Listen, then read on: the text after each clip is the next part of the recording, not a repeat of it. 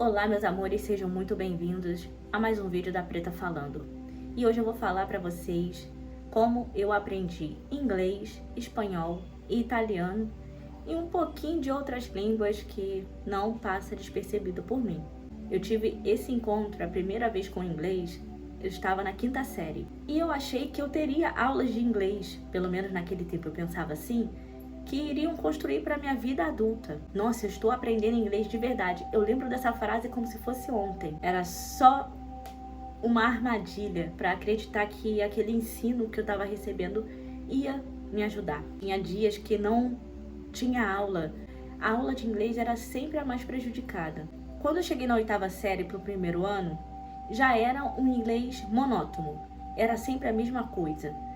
Era escrever uma frase gigantesca que a gente não sabia pronunciar e teria que reescrever elas, só que de uma outra forma. Sério, quando eu penso nessa matéria, dessa forma como eu aprendi o inglês dentro da escola pública, não querendo falar mal dela, mas eu sei que ela é fundamental pra gente, cidadão, de verdade, é sério. A gente precisa estudar. A forma como ela é aplicada, essa que deveria ser mudada, essa que deveria dar importância, ao invés de tirar matérias que fazem as pessoas pensarem e poder reagir. Mas enfim, é sucateado.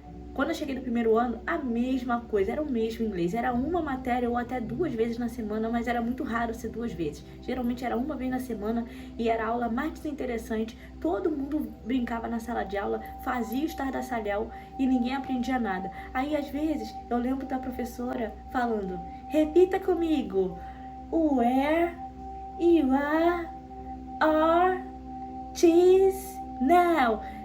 Tipo, não, eu não entendi. Tá, tudo bem que você falou de forma pausada, mas, mano, o que é isso? Vai me ajudar a se comunicar com outra pessoa. Tinha o tal do verbo to be, é a única coisa que eu aprendi, que eu me lembro, era o verbo to be e contar de 1 até 10. Ah, hoje eu já consigo contar de 1 até 100, 200, eu já consigo contar de evolução que deu na minha vida, porque eu me surpreendo o tanto que eu já aprendi até hoje. Para muitas pessoas, é uma dificuldade imensa de saber inglês e aprender a falar outras línguas. É que a gente primeiro se coloca na dificuldade porque a gente aprendeu de verdade que a gente nunca vai aprender nada. A gente aprendeu isso, que a gente nunca vai fazer nada. Cara, eu nunca vou conseguir aprender russo. Eu nunca vou conseguir aprender alemão. Quem disse? Se você sabe pelo menos que uma palavra em inglês está escrita em inglês, isso já é muita coisa na sua vida. Eu gostava de perguntar para algumas pessoas que ainda iam encontrar o inglês antes de começar a trabalhar. Eu perguntar como que era seu inglês. Ah, meu inglês é o básico. Fala o básico aí comigo. A pessoa travava. Olá, boa tarde, tudo bem? Aonde é o ponto de ônibus? Mas isso em inglês. Mas tem coisas que você pode usar na praticidade, porque quem no país que você está indo visitar e for falar o inglês, você precisa saber um pouco daquela língua, tá? Ele não é obrigado a saber a sua, não. Você que tem que saber a dele. É você que está indo lá. Essa foi a primeira regra. Então, se eu falar o básico, ele já sabe que eu sou estrangeiro. Então, se eu falar o básico com ele, quer dizer que ele vai entender. Eu não perguntava aonde eu posso pegar um táxi. Where taxi. Aonde táxi? A pessoa entendia. Agora, se eu quiser falar uma palavra mais formulada, mais bonitinha, aí vai usar outras palavras para poder complementar. Aí já é muito avançado. Eu era no básico. E muito brasileiro que eu conheci lá fora, a maioria dizia, eu aprendi inglês botando a cara. Eu só fui falando. É assim que se começa. Você pode passar anos estudando inglês, espanhol, italiano, tedesco, francês, e quando você for praticar falar com alguém, você travar, significa que você não aprendeu nada. Mas antes que eu botasse a cara, eu comecei a usar palavras que eu iria usar no meu cotidiano, que era o de abordar as pessoas. Pô, eu vou estar sempre abordando as pessoas. Então eu preciso ter algo que cative elas falarem comigo, mesmo que eu fale pouco. Então eu resumi as palavras. Eu não vou falar assim essa palavra completa. Eu vou pegar só essa palavra e essa, e a pessoa vai entender. E foi assim. E não tenha vergonha de fazer isso, porque você tem que dar a cara mesmo. Tem que ser muito corajoso. A prática de todos os dias, ela te leva à perfeição. E isso é fato. Mas o que ninguém te fala é a parte de como que eu mantenho essa prática. Você precisa ter um horário no seu dia disposta a isso. Depois do almoço eu tiro 20 minutos para estudar. Show! quando você tira um tempo para você fazer o que você precisa fazer.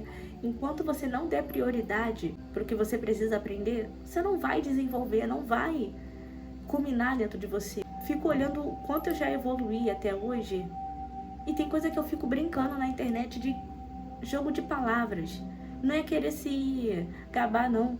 Eu faço isso por mim mesma, porque eu mesma me coloquei numa situação onde eu achei que eu nunca ia aprender isso, mas eu aprendi.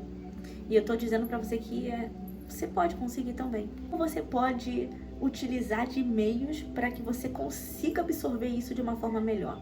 Que meios que você pode usar que vão te beneficiar para você aprender com mais facilidade. Uma coisa que eu percebi dos gringos da Europa inteira é que eles assistem novelas brasileiras. Eles param para assistir na nossa língua.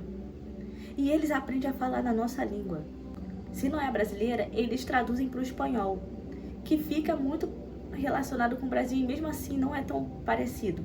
Algumas palavras que usa no espanhol também tem dentro do português, mas na verdade eles não são parecidos assim de serem fáceis dos dois serem traduzidos. Porque tem certas palavras que têm outros significados que vocês não fazem assim. Ué, isso deveria significar isso, mas significa isso? Tipo, uma confusão.